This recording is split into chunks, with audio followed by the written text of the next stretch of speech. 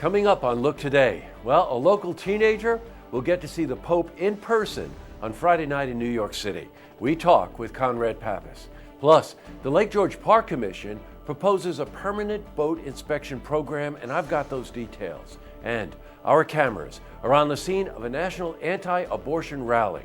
It's all ahead on Look Today.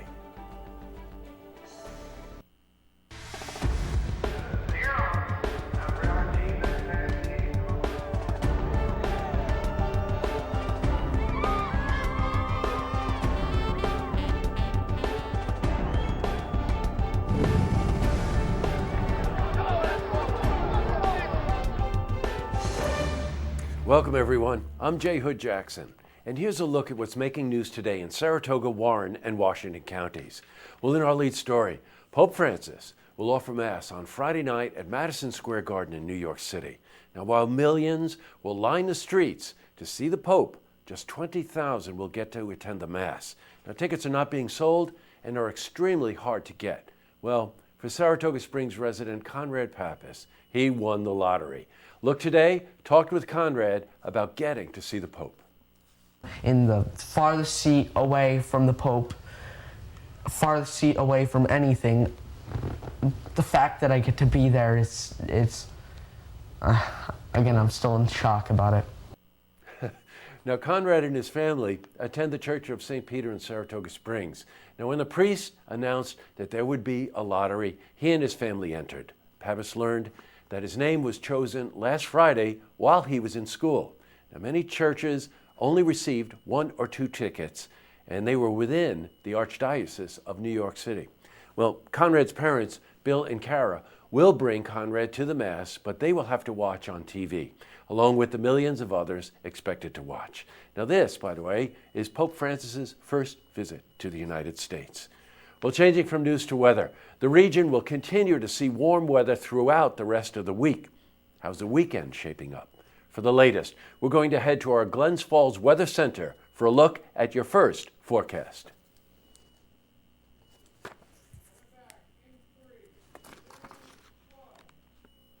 And back to the news. Well, it's been a contentious issue that has only grown larger with presidential debates and the possibility of a government shutdown. We're talking about the funding of Planned Parenthood.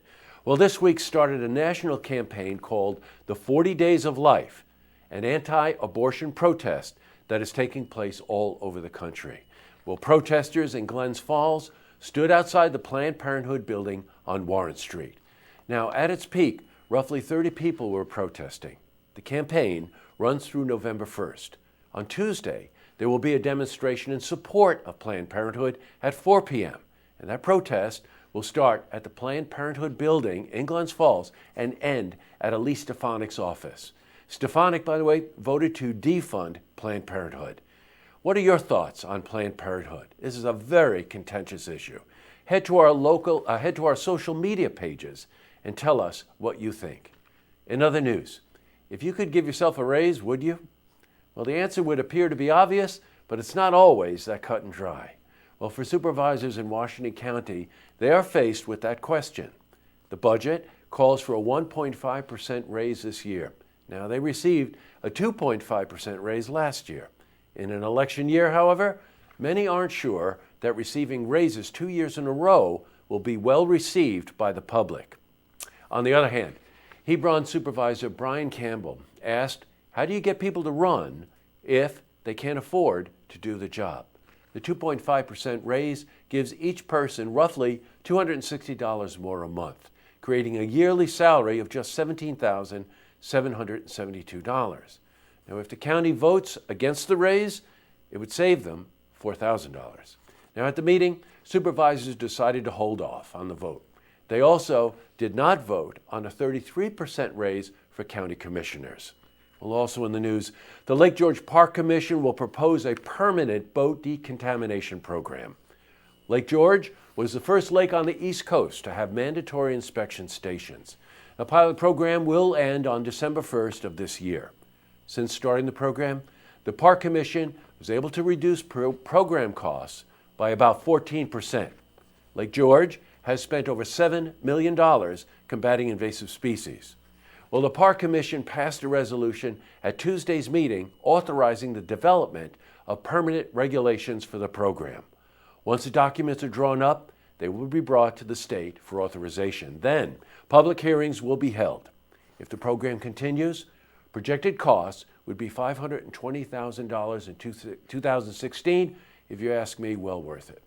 Still to come, Jamie Williams from the Franklin Community Center is here to talk about this year's Project Lift University and the upcoming fundraiser.